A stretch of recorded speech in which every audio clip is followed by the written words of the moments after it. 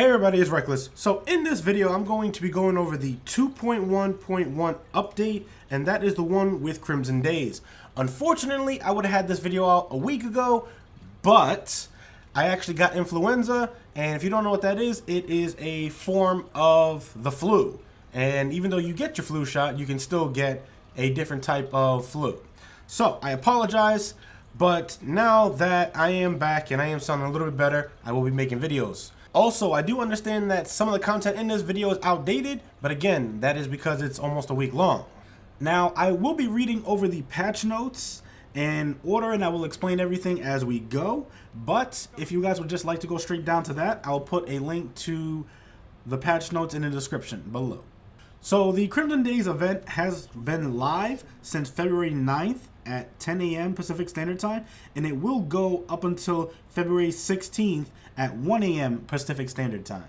The first thing you want to do once you get to the tower is go see Lord Shaxx. That way you can get the Crimson Bonds quest and a whole bunch of bounties. Now, there is only one condition to actually pick up this quest, and that is you must be at least level 40. Unfortunately, there's only one step in this quest, and that is to complete 7 Crucible matches in the Crimson Doubles playlist while in a fire team. After you pick up the quest, while you're here, you might as well just grab the bounties too. As for Crimson Doubles, it is a 2v2 PvP event, and it plays like Trials of Osiris with a little twist. Crimson Doubles requires a pre-made fire team of 2, so that means there will be no matchmaking in order to play this. You will get the Broken Heart buff when your teammate goes down, and what that does is it provides max stats and faster reload. The gameplay you will be seeing in this video is actually going to be from the last Iron Banner, and if I'm correct, the game mode was Rift. Lastly, the weekly Shaxx bounties have been replaced with special Crimson Doubles bounties for the duration of the event. Unfortunately, after you turn in the Crimson Doubles bounties, you will not be able to get more. So one thing that wasn't mentioned in the weekly update is that Tess Everest actually has 5 new emotes. The first being Strange Dance, which pretty much looks like Drake's Hotline Bling. I wonder if him or the choreographer got paid for that. The next being Awkward Dance.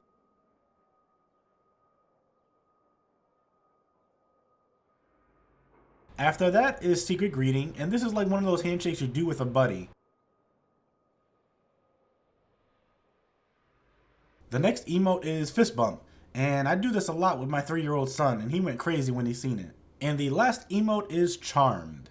So for general fixes, Bungie fixed an issue where some emote incidents would appear twice. They also fixed a rare issue where the Refer a Friend buff was not being properly applied when joining an in-progress activity. The next thing is weapon fixes, and to start this off, they fixed an issue where an extra icon on the kiosk was appearing for players who acquired the Meta Multi-Tool exotic weapon for both Year 1 and Year 2.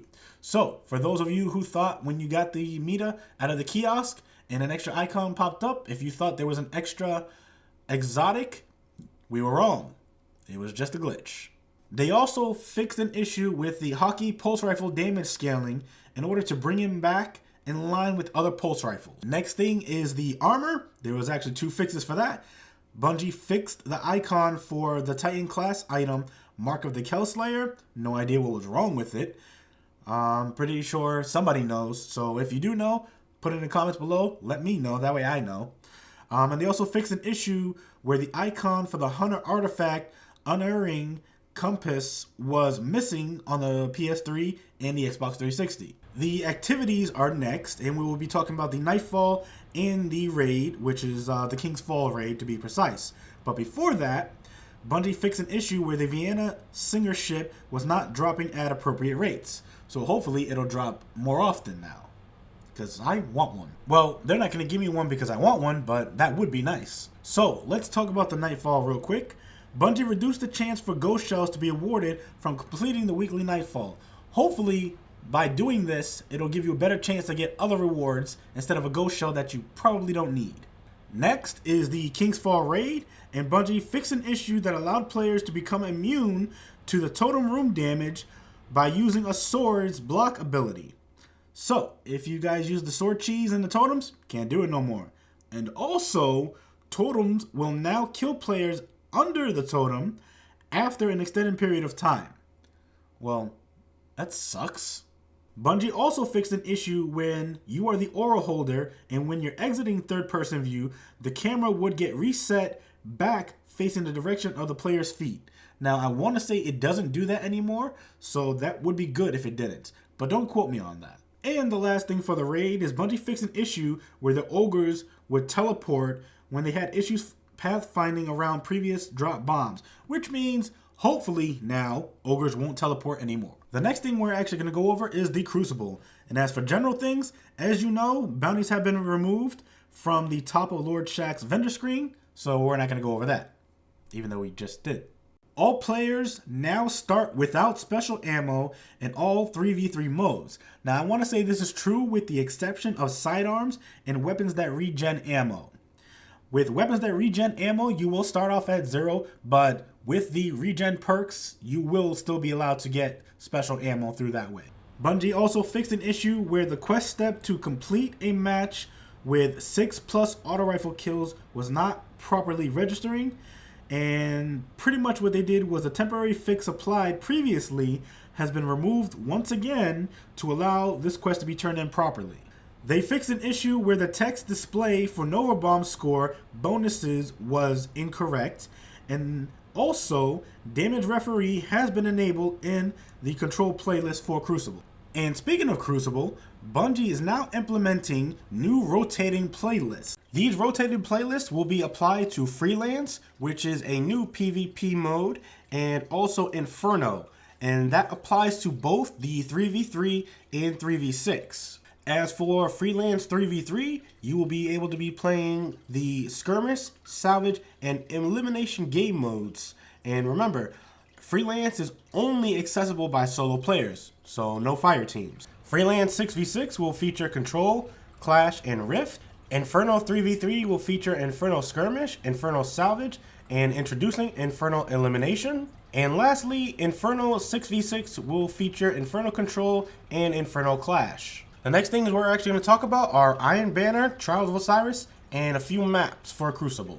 So, Iron Banner will return on February 23rd at 10 a.m. Pacific Standard Time, and it will go up until February 29th at 1 a.m. Pacific Standard Time. Iron Banner armor pieces from rank 5 packages will now be granted immediately instead of appearing once you return to orbit. Increase the base win reputation amount by plus 20%. It was 50, now you'll be getting 60. Waypoints have been added to Lord Saladin when the rank 3 and rank 5 packages are available. No idea what that means. I'm guessing they're probably going to give you some type of indicator letting you know you have a package. And also, players can no longer recycle into Iron Banner matches after the event has ended. We'll see how that works out. Next is Trials of Osiris, and they only did 2 things with this. So they reduced the post-game wait time by 15 seconds, and they also adjusted loot tables to make rewards more consistent and less likely to have a non-payout match. So hopefully on the end game, you'll get more loot instead of not getting anything. So the next thing we're actually going to talk about are the maps, and only 2 maps have been fixed or changed. And the first being Crossroads, where they fixed an issue where some players are able to perch in an advantage position on a giant tree root. I don't think I've ever seen that before, but okay. The next being the Timekeeper map, and they removed dynamic objects and moved overtime objective to help it play better in elimination. Sweet. Never really had a problem with that. And the very last thing on the update are items. And Bungie had fixed an issue where reputation was being awarded when dismantling the Future War Cult ship, The Climb. I actually wish I knew that. That way, I would be getting up to rank 25 a lot faster. So that kind of sucks for me. And access to the ship via the kiosk has been re-enabled. And they also fixed an issue where the icon on the gunsmith vendor screen to display the correct reputation. Never had an issue with that either. Or maybe I did. I just didn't even notice it. So this completes the entire 2.1.1 update, the one with Crimson Days. However, this video is not over yet. Now, what I want to do is actually get into a little bit about Crimson Days and Crimson Doubles and everything that comes into that whole aspect. More so, I want to say that I feel that Bungie let us down as a community, and here are the reasons why. First being the quest, and there was actually 2 issues with that. And the first issue is that the quest was only 1 step. The second issue is you only had to complete 7 matches, and you didn't even have to win. So I'm sure many of you can see why that could be a problem. Now, the next thing is the bounties that you get from Lord Shaxx.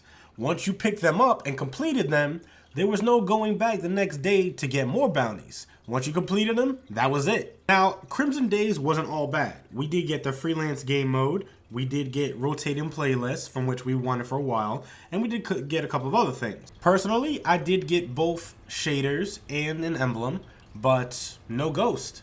And I'm pretty sure this applies for a lot of people who, just like me, grinded out Crimson Doubles as much as they could. However, Bungie has seen that this is an issue and they will fix it only if you have completed the Crimson Days quest, and you shall get your ghost by February 23rd. Unfortunately, this is account based, so you will only get 1 ghost. In the end, I feel that the Crimson Days event was a success and also a failure. It was a success because it made people come back to play Destiny. However, it was a failure because there wasn't enough content to keep that.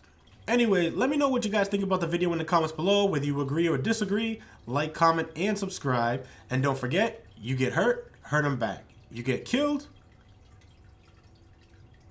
walk it off.